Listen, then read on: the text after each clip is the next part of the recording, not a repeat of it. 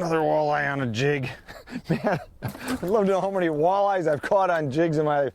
Hi, I'm Chip Lear for Northland Fishing Tackle. And you know what? It's true. A jig is the most versatile lure you have in your box. There is no doubt about it. You know what? There's a lot of jigs on the market and they do a lot of different things. One new one that I really like for the world of walleye fishing is a Rock-It Jig from Northland Fishing Tackle. Check this thing out right here.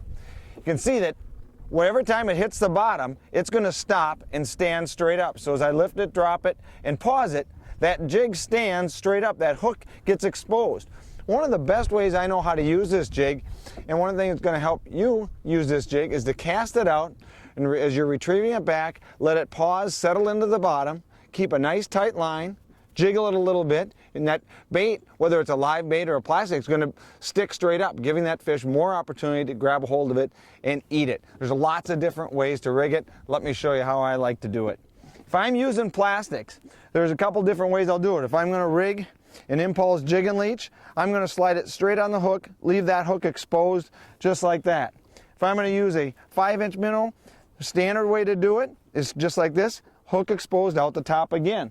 If you're going to target those fish in the weeds, a lot of time our walleyes live in the weeds, you're going to want to thread this jig on, shove that little impulse here. We've got a jig and crawl on there, a crawler, and then notice that the hook is bent and it's buried right inside that plastic. That's going to help keep it 100% weedless. But the real ticket to this jig are these determining factors. One, the concave head of that jig allows you to get that plastic further into it. Notice there's a bait collar there to hold your plastic.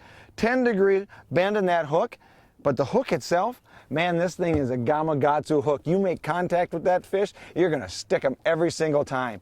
But let me show you one trick that is guaranteed to catch you more walleyes than your neighbor. And that, for me, that's what it's all about, out here having fun. I love these 4-inch impulse minnows. This little guy right here on my jig, what I do is I hook it like I would a minnow. I'm going to go in the nose, out the side of the head, so it's just like you're going in the mouth, out the gill, old style hook, and then slide that up, and as you do, rotate it around.